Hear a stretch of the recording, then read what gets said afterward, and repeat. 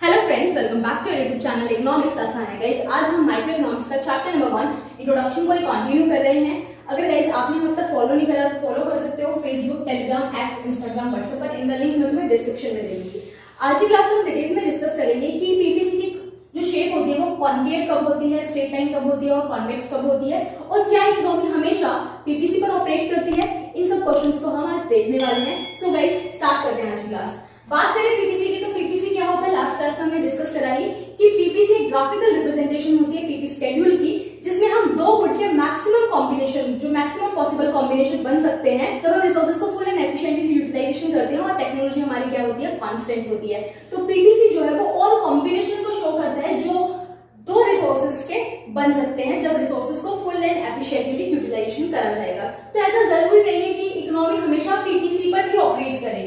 वो inside the PPC भी हो सकती है, ऑन द पीपीसी भी हो सकती है और आउटसाइड द पीपीसी भी हो सकती है। इसको डिस्कस करते हैं एक बार। देखो, ये हमारा क्या है, पीपीसी कर्व है जो कि दो वुड के मैक्सिमम पॉसिबल कॉम्बिनेशन को शो कर रहा है। तो अगर इस कर्व के ऊपर किसी भी पॉइंट पर हमारी इकोनॉमी है, किसी भी पॉइंट पर हो सकती है, मान लो वो ए पॉइंट पर है, तो इकोनॉमी क्या है, ऑन द पीपीसी है। और हम क्या कर रहे हैं, जो रिसोर्सेज है, जो गिवन रिसोर्सेज एंड टेक्नोलॉजी है, उसका फुल एंड एफिशिएंटली यूटिलाइजेशन कर रहे हैं। मतलब बेस्ट पॉसिबल मैनर में हम उसका यूज कर रहे हैं, कोई भी वेस्टेज नहीं हो रही है। तो पीपीसी शो करता है maximum capacity of the economy, कितना प्रोडक्शन एक इकोनॉमी कर सकती है जब रिसोर्सेज का फुल एंड एफिशिएंटली यूटिलाइजेशन हो। तो अगर इकोनॉमी ऑन द पीपीसी है तो वो शो करता है कि रिसोर्सेज का फुल एंड एफिशिएंटली यूटिलाइजेशन हो रहा है, कोई भी वेस्टेज नहीं हो रही है। बट अगर इकोनॉमी ऑपरेट कर रही है इनसाइड द पीपीसी तो वो शो कर रहा है हमारा resources not fully efficiently utilise, कि रिसोर्सेज क्या है, इनएफिशिएंटली यूटिलाइज कर रहे हैं, हम वेस्टेज कर रहे हैं रिसोर्सेज की। कि कैपेसिटी है इकोनॉमी की कि वो एक पॉइंट पर पहुंच सकती है, मतलब जितने भी पॉइंट्स हमारे पीपीसी पर होंगे on the PPC, in points पर पहुंच सकती है, मैक्सिमम प्रोडक्शन कर सकती है। बट जब वेस्टेज हो रही है रिसोर्सेज की तो इकोनॉमी कहां ऑपरेट करेगी, इनसाइड द पीपीसी ऑपरेट करेगी। इनएफिशिएंट यूटिलाइजेशन कर रहे हैं हम रिसोर्सेज का।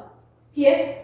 अब बात करते हैं पॉइंट सी की। ये जो हमारा पॉइंट है ये आउटसाइड द पीपीसी है और ये अनअटेनेबल है, क्योंकि जितने रिसोर्सेज हैं गिवन उसमें तो सिर्फ इतना ही प्रोडक्शन हो सकता है। रिसोर्सेज इतने हैं ही नहीं कि हम इससे ज्यादा प्रोडक्शन कर पाए। जब रिसोर्सेज हैं ही नहीं तो आउटसाइड द पीपीसी हम कैसे जा सकते हैं? अनअटेनेबल कॉम्बिनेशन है ये, इसको हम अटेन नहीं कर सकते क्योंकि हमारे पास इतने रिसोर्सेज हैं ही नहीं। क्योंकि गिवन रिसोर्सेज से सिर्फ और सिर्फ मैक्सिमम इतना ही प्रोडक्शन करा जा सकता है जो कि पीपीसी शो करता है। तो इनसाइड द पीपीसी अगर पॉइंट है और ऑन द पीपीसी अगर पॉइंट है तो दोनों ही अटेनेबल हैं। बट अगर आउटसाइड द पीपीसी पॉइंट आता है तो वो अनअटेनेबल है क्योंकि हमारे पास इतने रिसोर्सेज है ही नहीं। क्लियर? अब एक क्वेश्चन आता है कि अगर मान लो गवर्नमेंट जो है एम्प्लॉयमेंट जनरेशन स्कीम चला रही है तो उससे कभी भी पीपीसी में शिफ्ट नहीं आता। ये चीज याद रखना, कोई भी शिफ्ट नहीं आएगा। जो हमारी इकोनॉमी है वो कहां ऑपरेट कर रही होगी, इनसाइड द पीपीसी ऑपरेट कर रही होगी, क्योंकि अनएम्प्लॉयमेंट है इकोनॉमी के अंदर, रिसोर्सेज हैं बट एम्प्लॉय नहीं कर रखे, मतलब इनएफिशिएंटली यूटिलाइज कर रहे हैं हम रिसोर्सेज का। तो जब एम्प्लॉयमेंट जनरेशन स्कीम चलाई जाएगी तो जो अनएम्प्लॉयड हमारे पीपल है उनको एम्प्लॉयमेंट मिलेगी, हम मैक्सिमम क्या कर पाएंगे, प्रोडक्शन कर पाएंगे, और इकोनॉमी जो है वो बी पॉइंट टू ए मतलब इनसाइड द पीपीसी से ऑन द पीपीसी पहुंच जाएगी। ये चीज याद रखना, इंपॉर्टेंट क्वेश्चन है। अब बात करते हैं कि कब पीपीसी की जो शेप है ये हमारी कॉन्केव शेप होती है, स्ट्रेट लाइन शेप है, कॉन्वेक्स शेप है। क्यों ऐसी शेप्स बनती है? सबसे पहले बात करते हैं कॉन्केव शेप कब बनेगी। ये लास्ट क्लास में हमने डिस्कस करा ही। एक्सिस पे ले रहे हम गुड एक्स और वाई एक्सिस पे ले रहे गुड वाई। ये जो शेप हमारी कॉन्केव है, क्यों है? क्योंकि जो एमआरटी है, जो स्लोप है पीपीसी की, एमआरटी या एमओसी, वो कैसी है हमारी, इंक्रीजिंग है। और एमआरटी और एमओसी ऑलवेज इंक्रीजिंग ही होती है। तो पीपीसी की जो शेप है वो हमेशा कैसी बनती है, कॉन्केव ही बनती है। बट कब हमारी स्ट्रेट लाइन और कॉन्वेक्स बन सकती है उसको भी डिस्कस कर लेते हैं। बट पीपीसी की जो शेप है वो कॉन्केव ही बनती है क्योंकि एमओसी या एमआरटी इंक्रीजिंग ही होता है। ऐसा होने नहीं वाला है, बट समझ लेते हैं कि अगर ऐसा होता है तो कैसी शेप बनेगी पीपीसी की। ठीक है, एमआरटी इंक्रीजिंग क्यों होती है? क्योंकि all resources are not equally efficient for the production of all goods, की जो रिसोर्सेज है वो हर गुड का प्रोडक्शन करने के लिए एफिशिएंट नहीं है। तो जब हम रिसोर्सेज को one good to another good transfer करते हैं तो प्रोडक्टिविटी क्या होती है, कम होती है। तो हर एडिशनल यूनिट गेन करने के लिए हमारा जो सैक्रिफाइस है वो क्या होता है, बढ़ता जाता है, जिसकी वजह से एमओसी इंक्रीजिंग होती है या एमआरटी इंक्रीजिंग होती है और शेप कैसी बनती है, कॉन्केव शेप बनती है। देखो यहाँ पे हम ले रहे हैं एक्स और वाई। एक्स हमारा क्या है, 0 1 2 3 4 और वाई का है 20 18 14 8 0। तो एमआरटी हमारा क्या आया, देखो सैक्रिफाइस हमारा क्या हो रहा है, 2 4 6 8 बढ़ रहा है हर एडिशनल यूनिट पर। तो जब सेक्रीफाइस इंक्रीजिंग होगा, एमआरटी इंक्रीजिंग होगी और शेप कैसे आएगी, कॉन्केव शेप आएगी। अब बात करते हैं कि स्ट्रेट लाइन कब बनेगा, जब एमआरटी क्या होगा, कांस्टेंट होगा। अब एमआरटी कांस्टेंट कब होगा, जब सारे रिसोर्सेज क्या है, इक्वली एफिशिएंट है हर गुड का प्रोडक्शन करने के लिए। और ऐसा इन रियलिटी तो पॉसिबल नहीं है, इसलिए मैंने कहा कि पीपीसी जो है वो कॉन्केव शेप का ही बनता है, क्योंकि एमओसी या एमआरटी इंक्रीजिंग ही होती है।